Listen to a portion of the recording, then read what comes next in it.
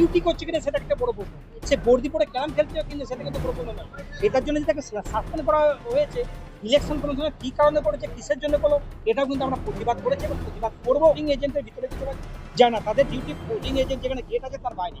ওদের ডিউটি কোনটা করতে হবে, কিভাবে জনতাকে সুরক্ষিত করতে হবে, কিভাবে সাধারণ জনগণ কিভাবে ভোট দেবে, জনগণের স্বার্থের জন্য যারা যেটুকু করে সেটুকু তাদের মূল বক্তব্য। জুলুস হবে তখন কি হবে সেটা কিন্তু শেখানো যায়। জওয়ানের উপরে যেভাবে বিভ্রান্ত করছে, যেভাবে প্যারামিলিটারি জওয়ানকে কুলচিত কলঙ্কিত করছে, পলিটিক্যাল পার্টি যদি মনে করে কেন্দ্র বাহিনী আমাদের অধীনে আছে এবং কেন্দ্র বাহিনীকে যা বলবো সেটা কিন্তু হয়, এটা সিস্টেম মানা আছে।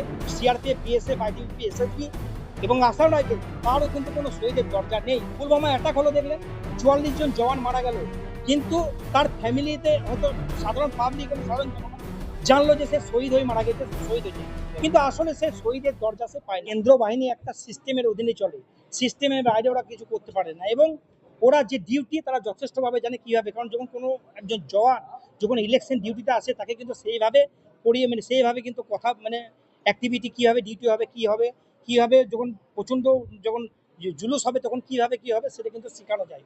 অতএব ওদেরকে ডিউটি সম্বন্ধে বলার কিন্তু কারো দরকার নেই, সিস্টেমের বাইরে কিছু নয় এবং তারা কিভাবে ডিউটি করতে হবে, কিভাবে কি করতে হবে প্রত্যেকে জানে। এবং অনেকেই বলছেন যে রাজনীতির নেতারা যে ওরা নাকি পুলিং এজেন্টের পুলের ভিতরে ডিউটি যায়, পুলিং এজেন্টের ভিতরে কিন্তু যায় না, তাদের ডিউটি পোলিং এজেন্ট যেখানে গেট আছে তার বাইরে। ওদের ডিউটি কোনটা করতে হবে, কিভাবে জনতাকে সুরক্ষিত করতে হবে, কিভাবে সাধারণ জনগণ কিভাবে ভোট দেবে, জনগণের স্বার্থের জন্য যারা যেটুকু করে সেটুকু তাদের মূল বক্তব্য। দেখুন, আমরা কোনো রাজনীতির রং নেই এখানে, রাজনীতি কথা তো আসবেই না, কারণ রাজনীতি আমরা আমরা যখন প্যারামিলিটারি জওয়ান, কারণ প্যারামিলিটারি জওয়ানের ওপরে যেভাবে বিভ্রান্ত করছে এবং যেভাবে প্যারামিলিটারি জওয়ানকে কুলচিত কলঙ্কিত করছে, এর বিরুদ্ধে কোনো একটা পার্টি যদি মনে করে, কোনো একজন পলিটিক্যাল পার্টি যদি মনে করে যে আমরা আমাদের অধীনে থাকবে, সেন্ট্রাল গভর্নমেন্টে যদি বিজেপি সরকার আছে, ধরুন বিজেপি যদি ভেবে থাকে যে কেন্দ্র বাহিনী আমাদের অধীনে আছে এবং কেন্দ্র বাহিনীকে যা বলবো সেটা কিন্তু নয়, এটা সিস্টেম মানা আছে, অফিসার একটা সিস্টেম আছে, সেই সিস্টেমের বাইরে কিছু করতে পারে না। অতএব যদি মনে করে সেটা একটা সবচেয়ে ভুল। আর যদি তৃণমূল পার্টি এবং অন্যান্য পার্টি যারা আছে তারা যদি মনে করে যে কেন্দ্র বাহিনী জবরদস্তি ভোট করাচ্ছে, সেটাও কিন্তু ভুল, এটা বাস্তব সত্য। আমরা অ্যাকচুয়ালি বলতে গেলে ন্যায্য সম্মান তো আমাদের সেনা এবং প্যারামিলিটারি জওয়ানদের যে পরিস্থিতি এবং যেমন শহীদের দরজা নেই, তারপরে ধরুন প্যারামিলিটারি ক্ষেত্রে ওয়ান ম্যান ওয়ান পেনশন নেই এবং একজন প্যারামিলিটারি জওয়ান জানেন আপনারা যে ধরুন ডিউটি করছে আর্মস নিয়ে, কিন্তু তাকে সিভিলিয়ান দেখানো যায়।